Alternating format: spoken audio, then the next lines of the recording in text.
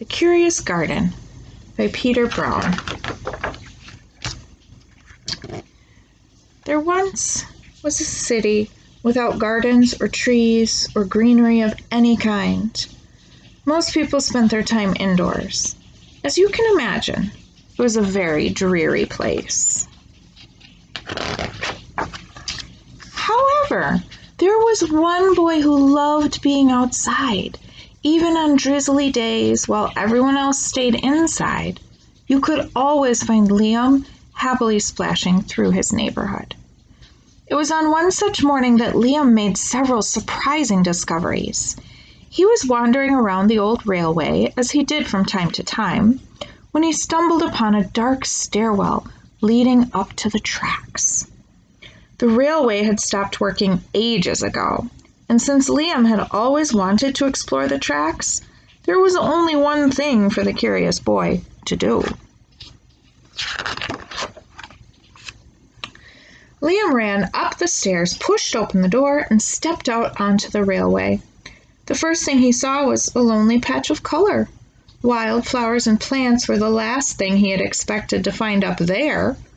But when he took a closer look, it became clear that the plants were dying. They needed a gardener. Liam may not have been a gardener, but he knew that he could help.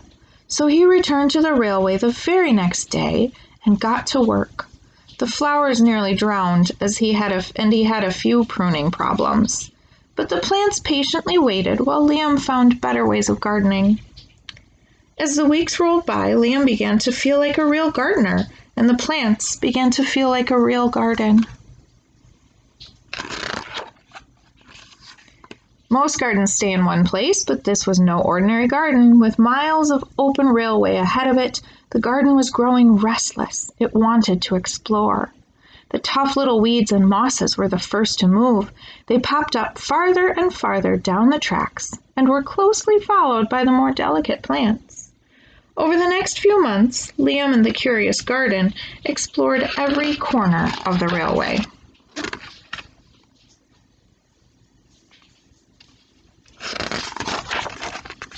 Still growing.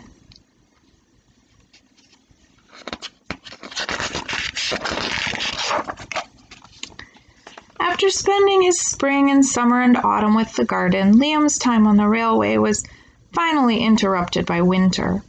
Heavy blankets of snow fell on the city that season, and for the first time since he'd become a gardener, Liam could not visit the plants. Rather than waste his winter worrying about the garden, Liam spent it preparing for spring. After 3 cold months, the snow finally began to melt, and Liam rolled his new gardening gear over to the railway. Winter had taken a toll on the garden. But thanks to Liam's planning, his handy new tools, and a little help from the sun, the plants soon awoke from their winter sleep. The garden had always wanted to explore the rest of the city, and that spring, it was finally ready to make its move.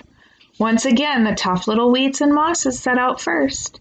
They popped up farther and farther from the railway and were closely followed by the more delicate plants. The garden was especially curious about old forgotten things. A few plants popped up where they didn't belong. Others mysteriously popped up all at once. But the most surprising things that popped up were the new gardeners.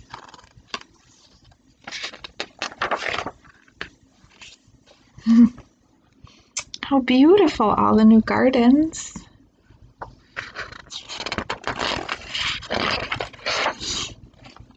Many years later, the entire city had blossomed. But of all the new gardens, Liam's favorite was where it all began.